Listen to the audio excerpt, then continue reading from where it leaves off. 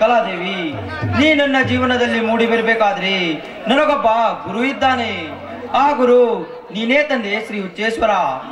ಈಗ ನಾವು ಅಣ್ಣ ತಮ್ಮಂದಿರು ಒಂದೇ ಊರಿನಲ್ಲಿ ಬದುಕುತ್ತಿದ್ದೇವೆ. ಮುಂದಾದರೂ ಇದೇ ರೀತಿ ಬದುಕು ದಾರಿ ತೋರಿಸಪ್ಪ. ನಾನೊಬ್ಬ ಕಲೆಗಾರನಾಗಬೇಕು. ನನ್ನ ಸಾಹಿತ್ಯ ಇಡೀ ಜಗತ್ತಿಗೆ ಹರಿದಾಡುವಂತೆ ಬರೆಯುವೆ. ಅದಕ್ಕೆ ನಿನ್ನ ಕೃಪೆ ಇರಲಿ ತಂದೆ.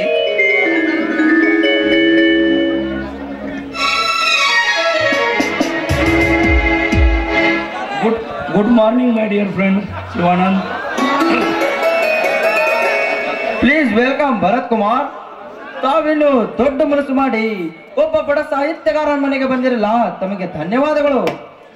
ಶಿವಾನಂದ್, ನಾನೇನು ಶ್ರೀಕೃಷ್ಣ ಪರಮಾತ್ಮನಲ್ಲ, ನಾನು ನಿನ್ನ ಹಾಗೆ ಒಬ್ಬ ಮನುಷ್ಯ. ನೋಡ್ ಭರತ್, ನೀನು ಇಲ್ಲೇ ತಪ್ಪು ಮಾಡ್ತಾ ಇರೋದು. ಇನ್ನೊಂದು ಸಾರಿ ನನ್ನವರು ತನ್ನವರು ಯಾರು ಅಂತ ಅನ್ನಬೇಡ. ನಾವು ಇದ್ದೇವೆ.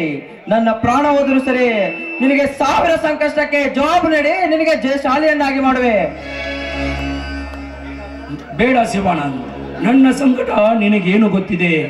ನಾವಿಬ್ರು ಆತ್ಮ ಸ್ನೇಹಿತರು ಅನ್ನೋದು ಬಿಟ್ರೆ ನನ್ನ ಎದೆಯಲ್ಲಿ ಉರಿತಿರುವ ಬೆಂಕಿ ಜ್ವಾಲೆ ಎದಕ್ಕೆ ಉರಿತಾ ಇದೆ ಅನ್ನೋದು ನಿನಗೇನು ಗೊತ್ತಿದೆ? ಗೊತ್ತಿಲ್ಲ ಭರತ್. ಹುಲಿ ಯಾವತ್ತು ಪ್ರಾಣಿನ ನೋಡದೆ ಬೇಟೆ ಆಡುವುದಿಲ್ಲ, ಪ್ರಾಣಿ ನೋಡಿಯೇ ಬೇಟೆ ಆಡುವುದು. ಭರತ್, ನಾವು ರೈತರ ಹೊಟ್ಟೆಯಲ್ಲಿ ಹುಟ್ಟಿದ ಹುಲಿಗಳು, ಇಲ್ಲಿಯ ಹೊಟ್ಟೆಯಲ್ಲಿ ಹುಟ್ಟಿದವರಲ್ಲ.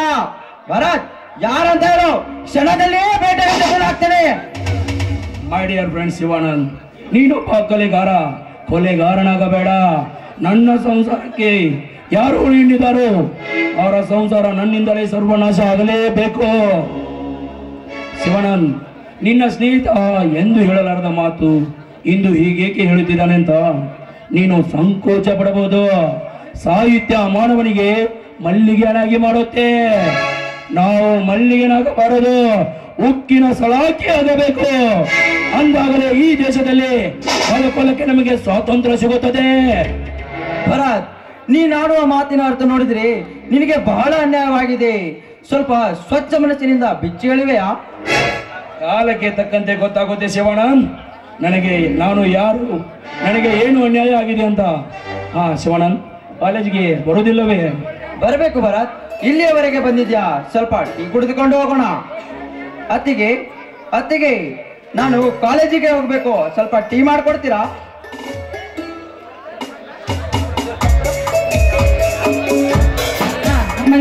ಟೀ ರೆಡಿದೆ ಅಂತ. ಹಾಗೆ ಇವ್ರು ಯಾರಪ್ಪ?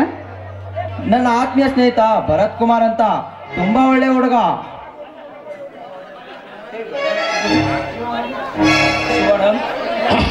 ಶಿವಾನಂದ್, ನಿನಗೆ ಹೆತ್ತವಳು ಇಲ್ಲದಿದ್ದರೂ ಹೊತ್ತವರಿಂದ ಸಂತೋಷವಾಗಿದೆಯಲ್ಲ? ಭರತ್, ಹೆತ್ತು ಹೊತ್ತವಳಕ್ಕಿಂತ ತುತ್ತು ಹಾಕಿದವಳೇ ನನ್ನ ತಾಯಿ ಅಂತ ತಿಳಿದುಕೊಂಡಿದ್ದೇನೆ. ಭರತ್, ಇವರು ನನ್ನ ಅಣ್ಣನ ಹೆಂಡತಿಯಲ್ಲ, ನನಗೆ ಜನ್ಮ ಕೊಟ್ಟ ತಾಯಿ ಅಂತ ತಿಳಿದುಕೊಂಡಿದ್ದೇನೆ.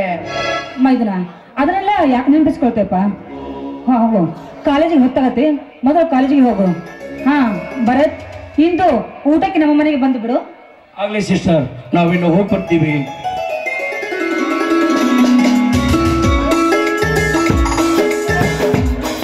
Hello Shivanand, congratulation. ಯಾಕಣ್ಣ? ನೀ ಏನು ಬರ್ದಿಯಲ್ಲ ನಾಟಕ, ಹೆತ್ತವಳಕ್ಕಿಂತ ತುತ್ತು ಹಾಕಿದವಳೇ ನನ್ನ ತಾಯಿ ಅಂತ. ಆ ನಾಟಕ ಇನ್ನು 8 ದಿನಗಳಲ್ಲಿ ಬಿಡುಗಡೆಯಾಗಲಿದೆ. ನಿಜವಾಗ್ಲೂ ನೀನೊಬ್ಬ ಕಲೆಗಾರ. ಅಣ್ಣ, ನಿನ್ನ ಆಶೀರ್ವಾದ ಇದ್ರೆ ಇಂತಹ ಸಾವಿರಾರು ಸಾಹಿತ್ಯವನ್ನು ಬರುವೆ. ಆಶೀರ್ವದಿಸಣ್ಣ. ನನ್ನ ಆಶೀರ್ವಾದ ಸದಾ ನಿನ್ನ ಮೇಲೆ ಇರುತ್ತೆ. ಎದ್ದೇಳು. ಅಂದ ಹಾಗೆ ಇವರ್ಯಾರು? ಅಣ್ಣ, ನನ್ನ ಆತ್ಮೀಯ ಸ್ನೇಹಿತ ಭರತ್ ಕುಮಾರ್ ಅಂತ. ತಂದೆ ತಾಯಿ ಇಲ್ಲದೆ ನೊಂದು ಬೆಂದು ಜೀವನದಲ್ಲಿ ಬದುಕುತ್ತಿರುವ ಭರತ್. ನಮಸ್ಕಾರ ಸರ್, ತಮ್ಮ ಹೆಸರು ಏನಂತ ಗೊತ್ತಾಗ್ಲಿಲ್ಲ. ನಾನು ಇನ್ಸ್ಪೆಕ್ಟರ್ ಶಂಕರ್ ಅಂತ. ಇವಳು ನನ್ನ ಮಡದಿ ಸುನಂದಾ ಶಂಕರ್. ಆಗ್ಲೇನ, ನಾವಿನ್ನು ಕಾಲೇಜ್ಗೆ ಹೋಗಿ ಬರ್ತೀವಿ. ಕಾಲೇಜಲ್ಲಿ ಹೋಗಿ ಹರಟೆ ಹೊಡಿಬೇಡಿ, ಹೇಳಿದನ್ನು ಸರಿಯಾಗಿ ತಿಳಿದುಕೊಳ್ಳಿ. ಆಯ್ತಣ್ಣ, ಕಮಾನ್ ಭರತ್, ಹೋಗೋಣ.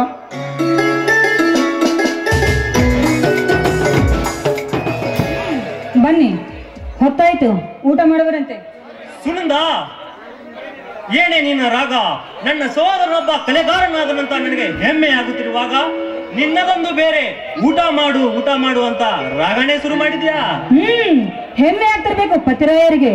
ಅದೇ ಸಾಹಿತ್ಯ ಬಿಡುಗಡೆ ಮಾಡಬೇಕಾದ್ರೆ ಕನಿಷ್ಠ 10,000 ಆದ್ರೂ ಬೇಕಲ್ಲವೇ? 10,000 ಏಕೆ ಸುನಂದ? 20,000 ಹೋಗಲಿ. ನನ್ನ ಸಹೋದರ ಮನೆಯಲ್ಲಿ ಇದ್ದರು, ನನ್ನ ಸಹೋದರನ ಹೆಸರು ಈ ಜಗತ್ತಿನ ಬಾಯಲ್ಲಿ ಇರುತ್ತೆ. ನಿಜ, ಕಾಲೇಜ್ ಕಲಿಯೋದಕ್ಕೂ ದುಡ್ಡು ಕೊಡಬೇಕು, ಸಾಹಿತ್ಯ ಬಿಡುಗಡೆ ಮಾಡೋದಕ್ಕೂ ದುಡ್ಡು ಕೊಡಬೇಕು, ಹಾಗೆ ಊಟ ಮಾಡುವುದಕ್ಕೂ ದುಡ್ಡು ಕೊಡಬೇಕು.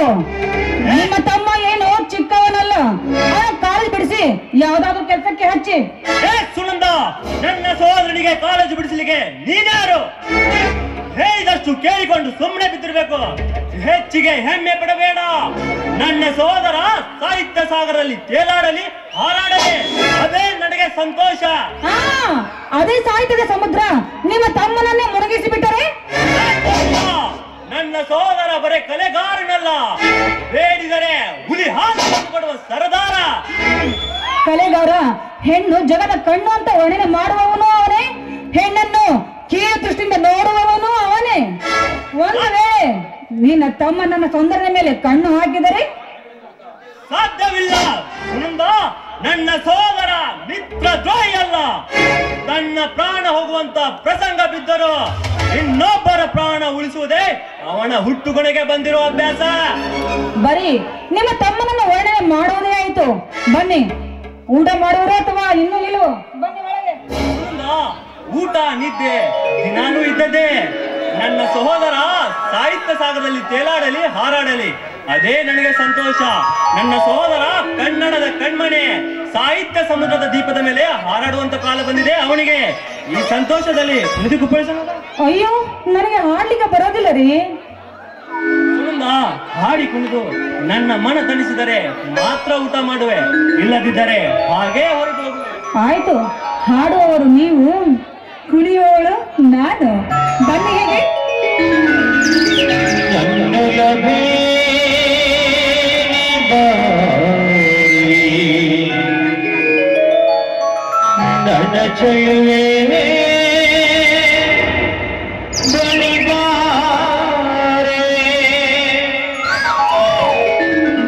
ಬಳಿ ಬಂದು ಸಿಹಿ ಮುತ್ತು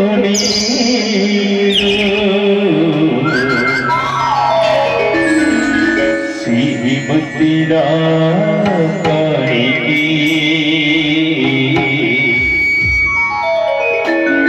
ನೀ ಬಾರನ ಸನಿಹಾಗೆ